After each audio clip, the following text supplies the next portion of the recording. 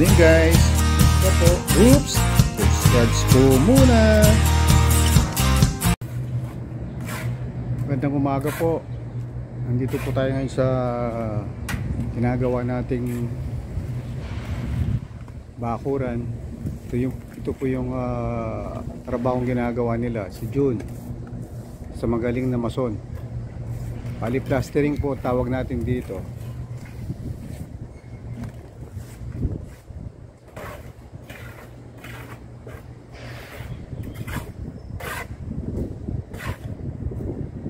After po nilang pahiran yung mga padero hollow blocks, susunod po nila yung mga poste. Actually manipis lang po ang ginagawang papalitada dahil bakuran lang ito. Unlike po sa mga bahay, kailangan na sa tamang kapal. Nasa 1 cm lang po ito o 1 cm.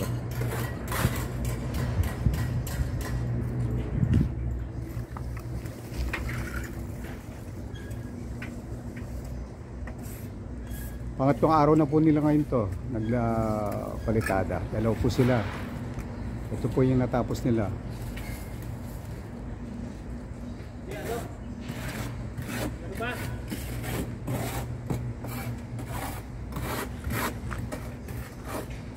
Pumbuhin ng isang mason, kabilad ka sa araw.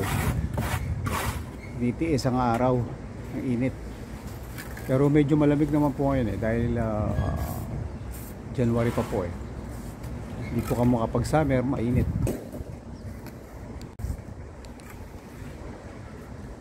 Gumpisa po sila sa palitada sa taas, pababa.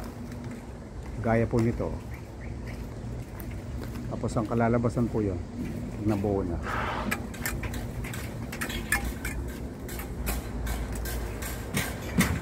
Ang trabaho naman po ng labor, siya ang naghahalo ng buhangin at semento.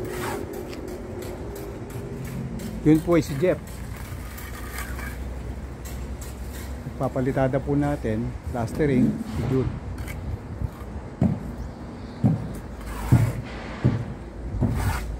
Haguran sa kutsara, ipapahid, saka ikakaskas.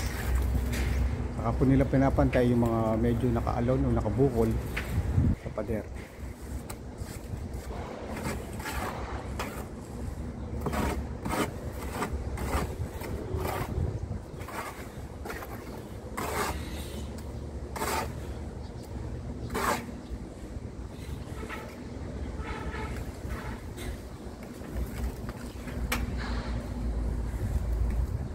Tawag po namin sa palitada nito, plastering, is kaskas pahid.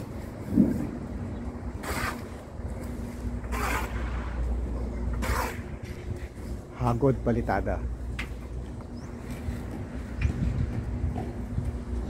Puntan po natin yung isang kapila.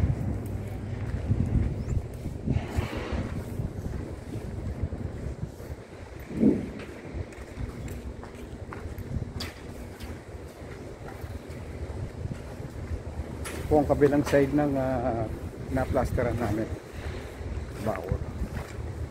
Ito po yung bale update ng ginawa nating pagbabakod.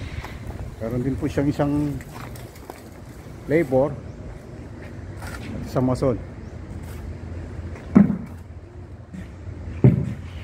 Ganito rin po ang kanyang ginagawa, kaskas pahid.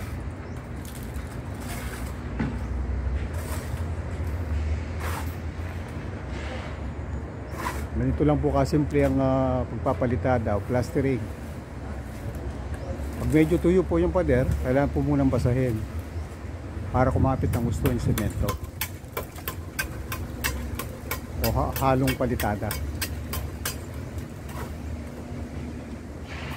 Pag may nakabukol na konting mga sementong natuyo, kailangan pong tanggalin.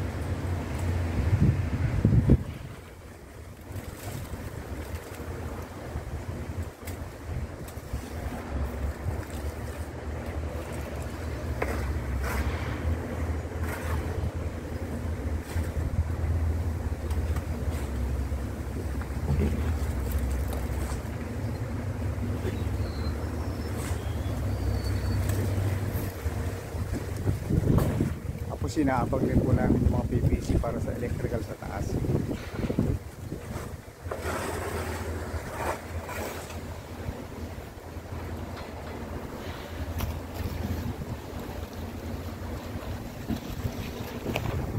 Ito po isang kanyang labor. Ito po naghahalo.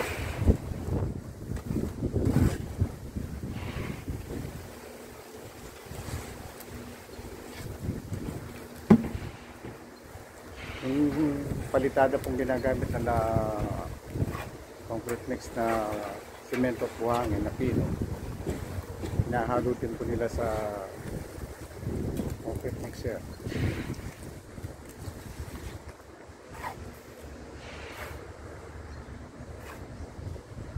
Panoorin nyo po mabuti guys kung paano papalitada. Sana may napupulot kayo sa mga baguhan ng mga mason o gusto matutong mag palitada, mason, magaling sa isang laborer o labor, tawag namin sa construction. Kailangan mag-umpisa ka muna po sa isang labor.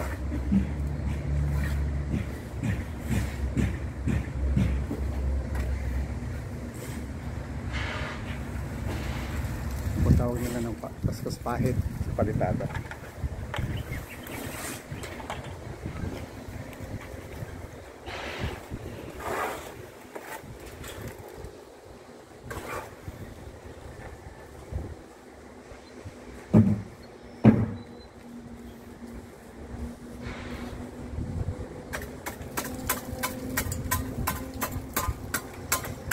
Kung ano na binabakuran.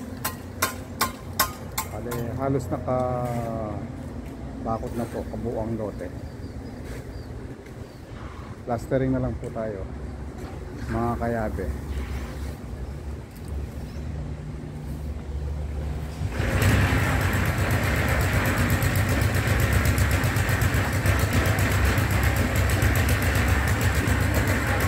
Nahalo po sila ng piling buhangin at saka semento.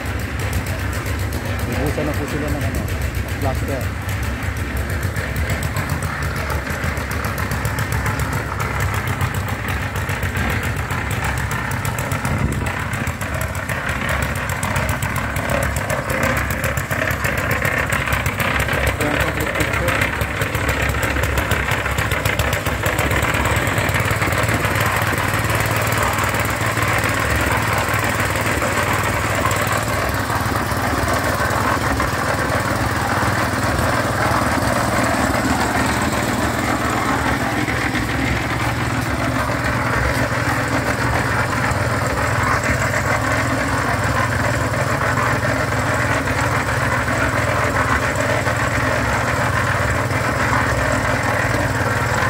Bagger lang po ginagamit natin pang-computer mga karate. Kaya sa tiputan po natin pang-computer ginagamit. Nakapuhaluan ng pistay, pinong buhangin. Nakahaluan po natin ng tubig. Wala po yung tubig na ginagamit, malinis. Ito pwede yung magsampang pinong tubig. Iwasan po natin mga gamit ng tubig na marami. Kung ano lang nabistay ng buhangin, tinasakal, binubulas sa concrete mixer. Pakihalo yung semento at tubig.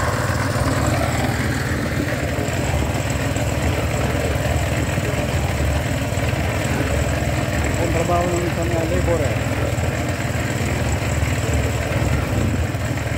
Sa araw, natin. Ayun po yung abang natin sa PVC sa taas. Para po sa maglalagay ng electrical.